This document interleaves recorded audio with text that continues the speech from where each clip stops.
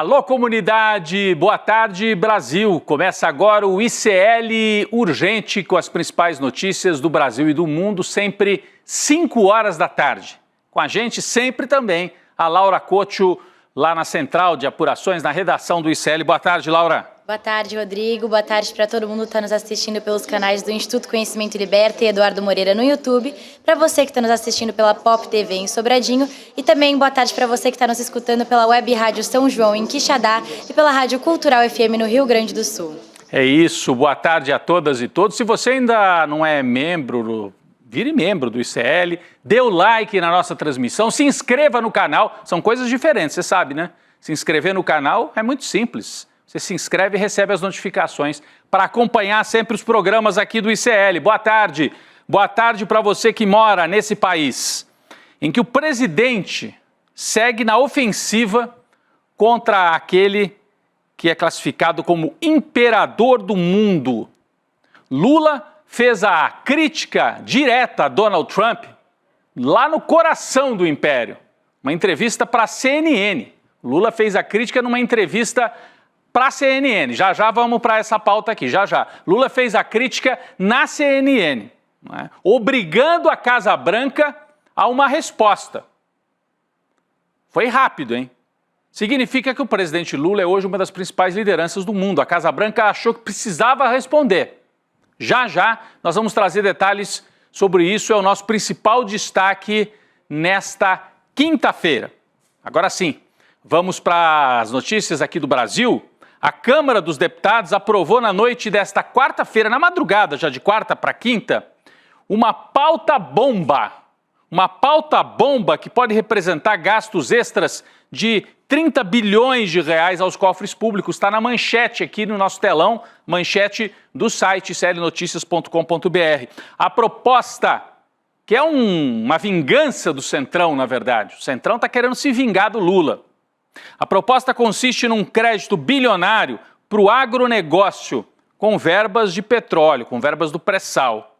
A votação aconteceu depois que Lula resolveu vetar, o aumento no número de deputados. O Centrão queria aumentar para 531, aliás, aprovou. Lula vetou.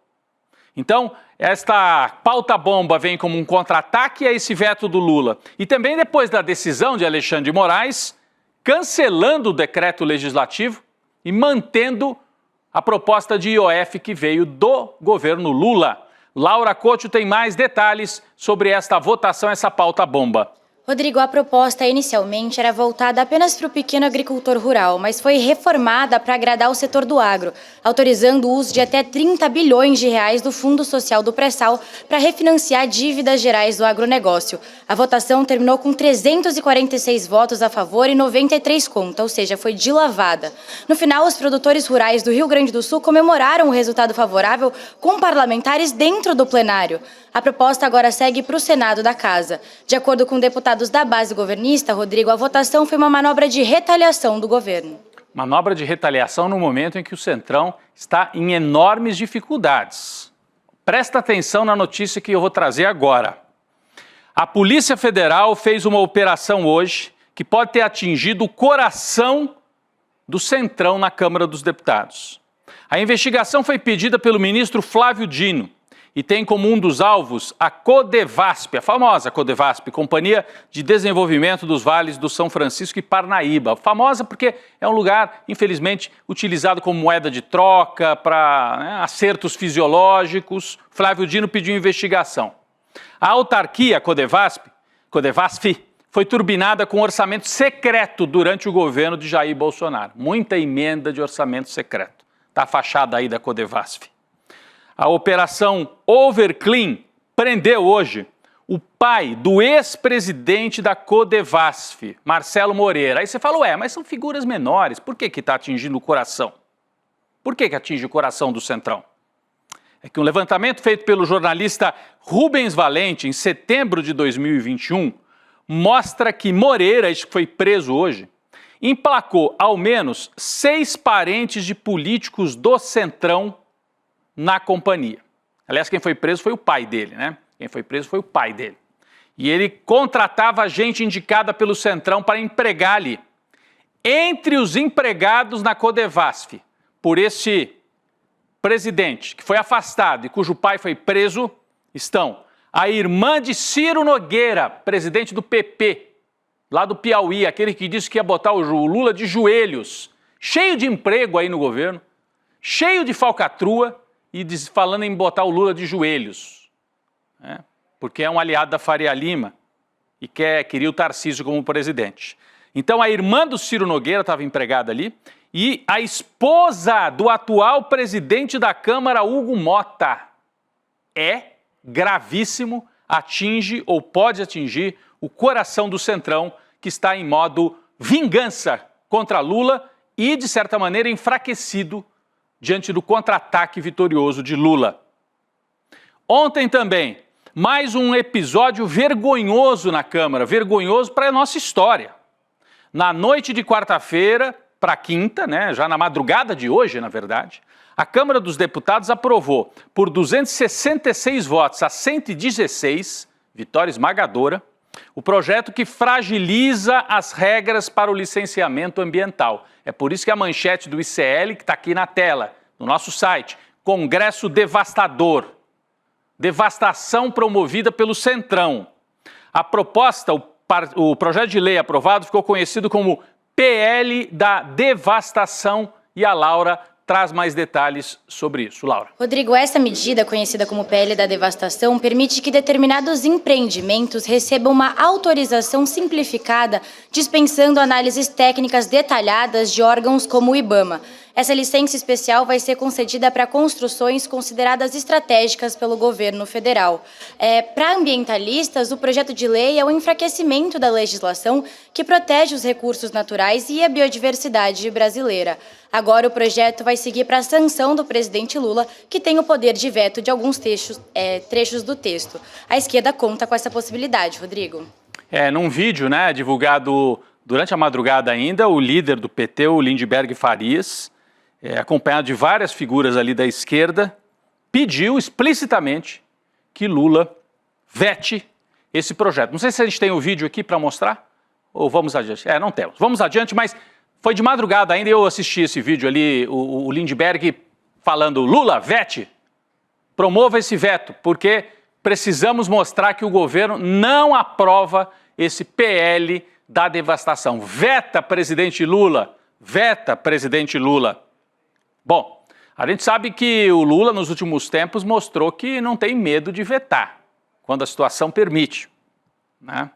O presidente vetou ontem o projeto de lei que previa aumento no número de deputados na Câmara, de 513 para 531. E tudo isso que vem acontecendo de ontem para hoje já é resultado de contra-ataque do Centrão, de vingança por causa do veto do Lula. Ele vetou o aumento do número de deputados. E como já era imaginado, a repercussão no Congresso não foi muito positiva.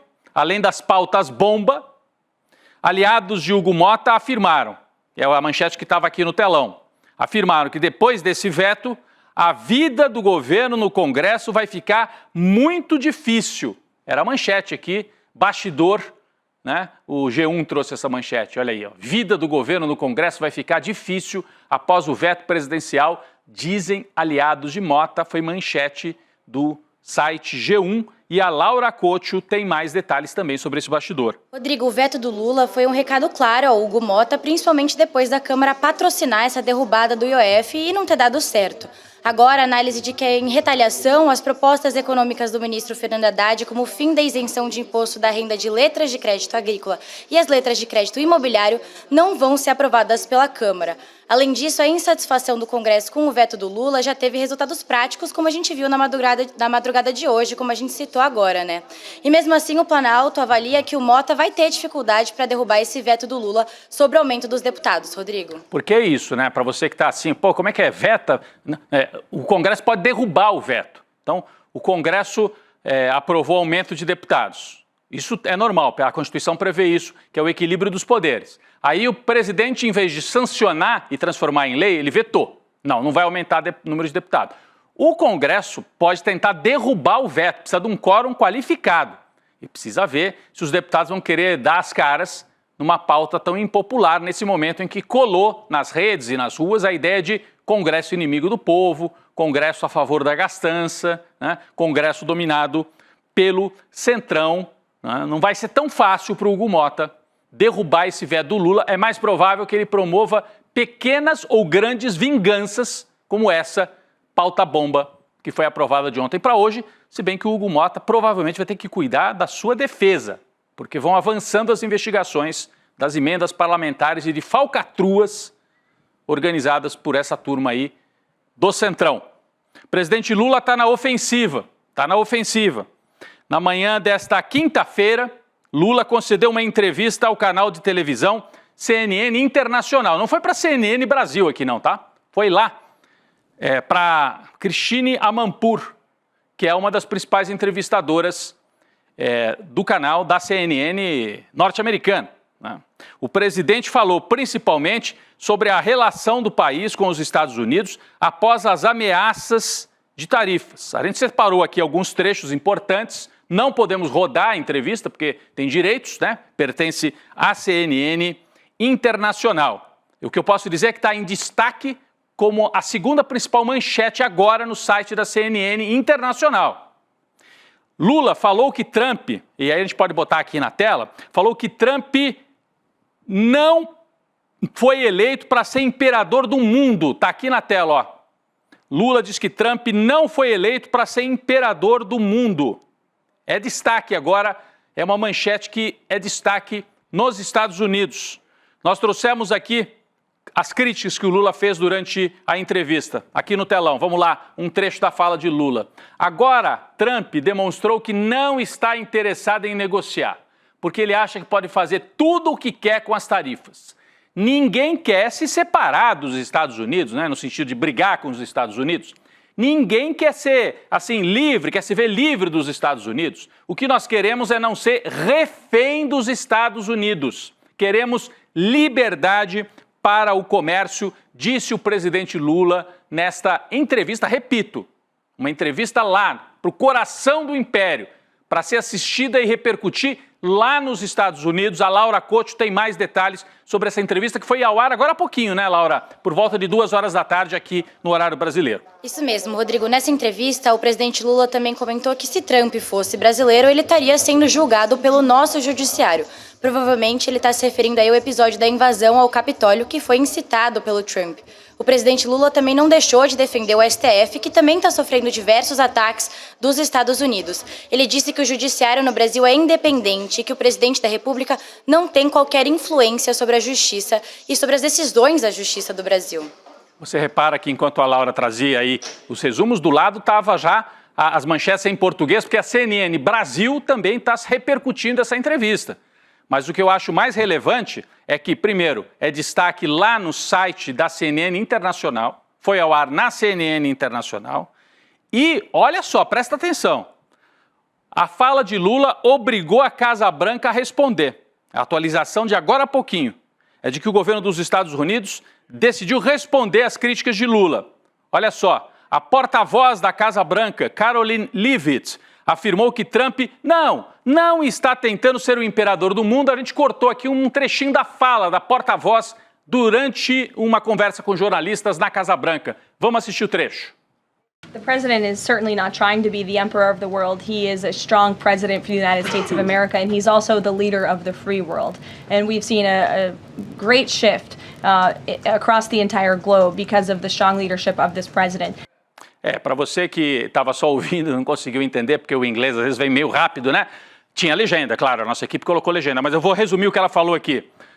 O presidente Trump, disse a porta-voz da Casa Branca, certamente não está tentando ser imperador do mundo.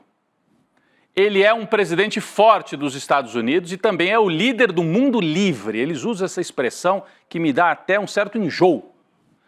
E vimos uma grande mudança em todo o globo por causa da liderança firme deste presidente. Ela se refere ao Donald Trump. Então ela diz assim, ele não quer ser o imperador do mundo, mas no fundo ele é. O resumo da fala da porta-voz da Casa Branca, para mim mais relevante do que ela tenha falado, né, mais relevante do que o conteúdo da fala dela, é o fato de ter respondido. Que podia dizer, não, isso aí, o presidente do Brasil falou, tudo bem, toca adiante. quis responder. Então, é um jogo realmente importante. Lula é hoje uma peça fundamental na resistência a esse avanço da extrema-direita e do imperialismo. Lula faz muito bem de chamar de imperador.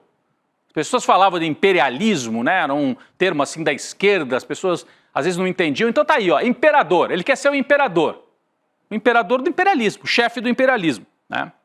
Lula também discursou hoje no Congresso da UNE, a União Nacional dos Estudantes, em Goiânia. Então ele dá entrevista para a CNN, vai para Goiânia, conversa com os estudantes e voltou a zombar de Eduardo Bolsonaro, que está lá nos Estados Unidos tentando provocar caos no Brasil. Vamos acompanhar o discurso de Lula no Congresso da UNE. Vamos lá. A carta não fala em negociação. A carta é o seguinte, ou dá ou desce. É essa a lógica da carta. Ou libera o Bolsonaro, porque o filho dele está aqui me enchendo o saco. Liberta meu pai, liberta meu pai, liberta meu pai. Sabe?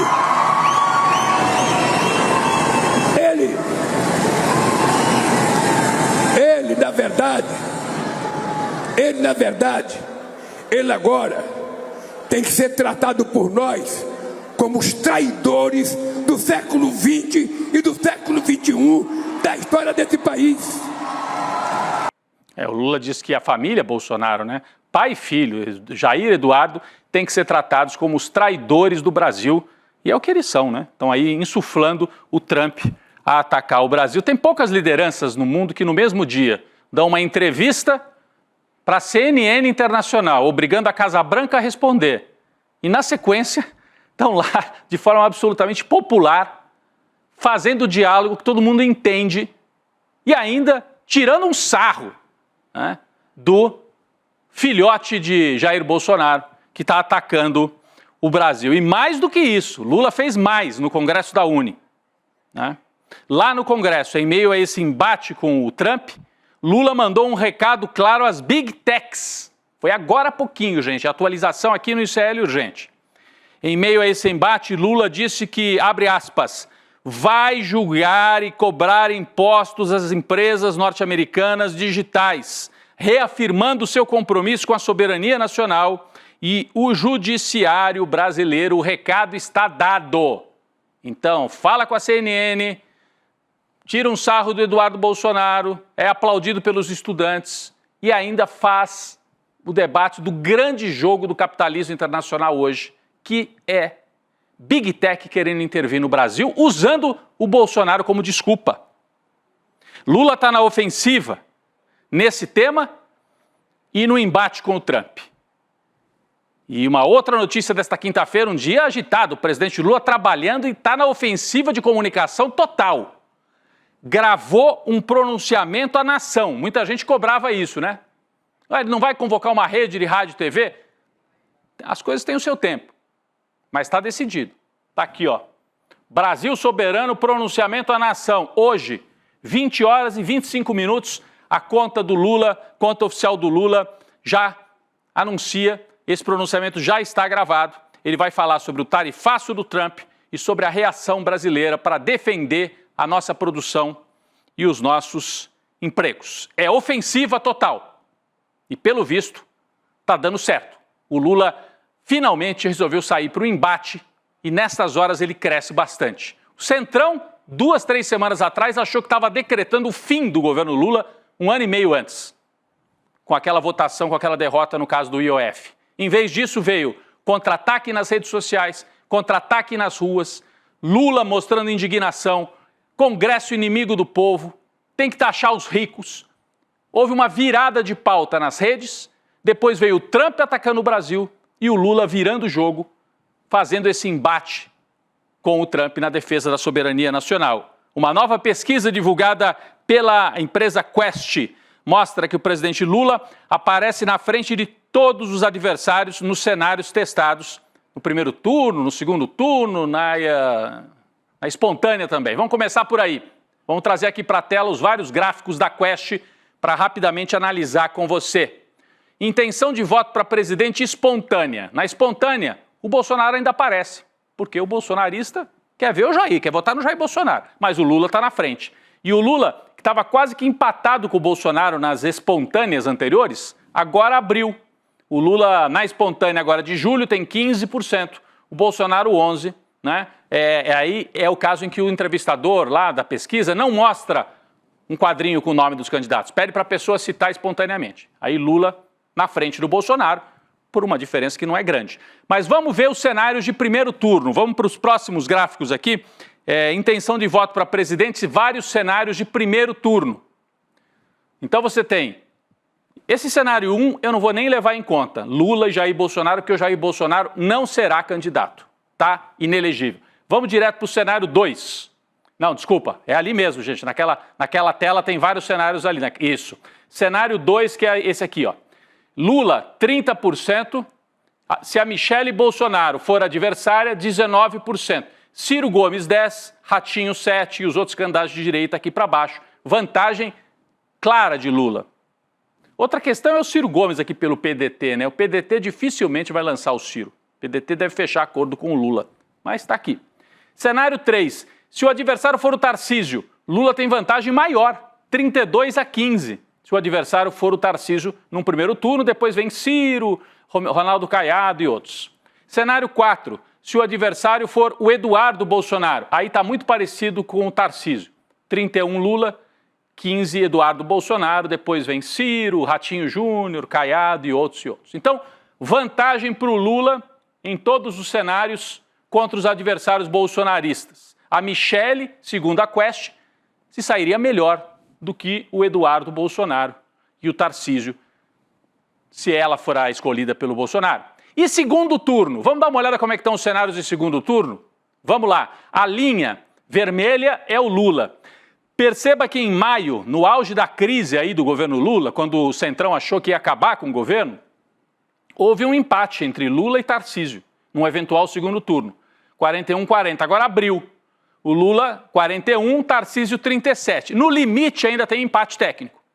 Mas com vantagem numérica para Lula, é mais provável que Lula esteja na frente do Tarcísio. É o único nome que ainda chega perto de um empate técnico com o Lula numa eventual eleição de segundo turno.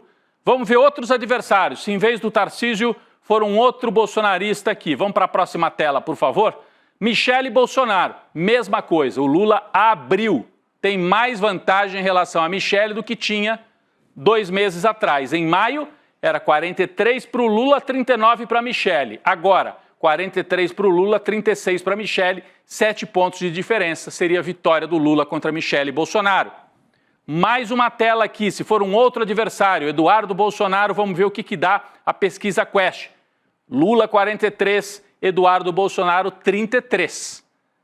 O que é a conclusão da gente?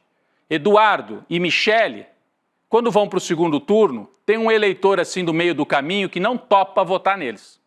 O Tarcísio consegue avançar um pouco mais, consegue um voto de um eleitor que é moderado, que é de centro-direita. Então Lula ganharia do Eduardo. E eu separei por último aqui um cenário de um candidato menos provável, adversário do Lula, mas que não é bolsonarista, é de direita, mas não é bolsonarista. É a última tela aqui, Eduardo Leite, governador do Rio Grande do Sul.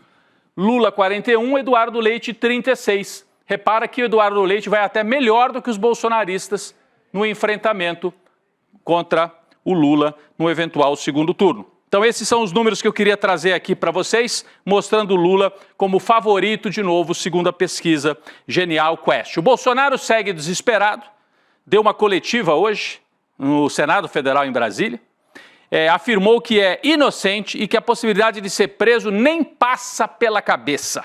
Bolsonaro ainda disse que estaria disposto a negociar diretamente com o Donald Trump. Ele está alucinado, né? Achando que vai negociar pelo Brasil. Ele é o candidato derrotado, é réu e é um pré-presidiário. Como é que ele vai negociar alguma coisa? Mas ele disse que ele poderia negociar para evitar o aumento das tarifas. A gente tem uma fala do Bolsonaro aqui para rodar isso? Vamos ouvir um trecho da fala do Bolsonaro, vamos lá. Se o Lula sinalizar para mim, me der o passaporte, né? Eu sei que não é ele que vai dar o passaporte. Eu negocio com o Trump. Ele fez isso para o pessoal ir conversar. Quem não vai conversar, vai pagar um preço alto. O Trump quer anistia. Eu não sei o que ele quer, pergunte para ele, pô. Se me derem carta branca para negociar, pode ter certeza que a coisa vai sair.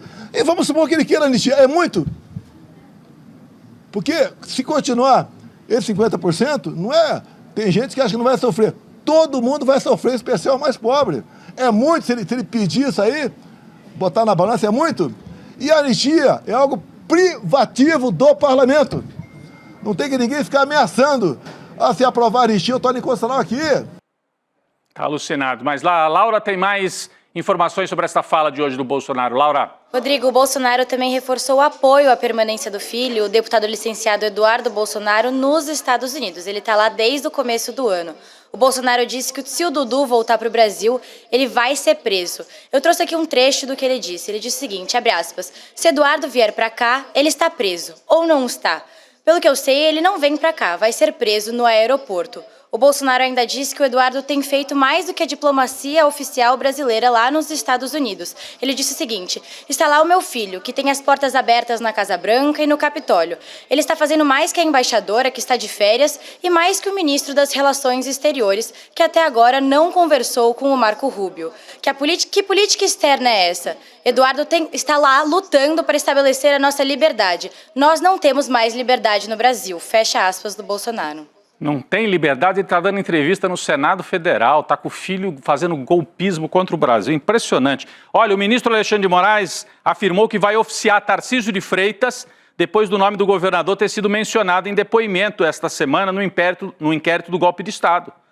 O advogado Jeffrey Chiquini, do Felipe Martins, questionou o fato de o Mauro Cid ter falado de participação de Tarcísio numa reunião realizada. Tarcísio, esse aqui o advogado, ele falou, o Tarcísio participou daquelas reuniões lá no Palácio para tratar da minuta golpista. O Alexandre de Moraes falou, então vamos ouvir o Tarcísio também. Não é um bom momento para o Tarcísio de Freitas, não é um bom momento para ele, sem dúvida nenhuma. Eu queria trazer aqui rapidinho também uma notícia desta quinta-feira. A gente está falando das movimentações na direita, o Tarcísio desgastado, e na centro-esquerda, a ideia de que a Simone Tebet surgiu hoje.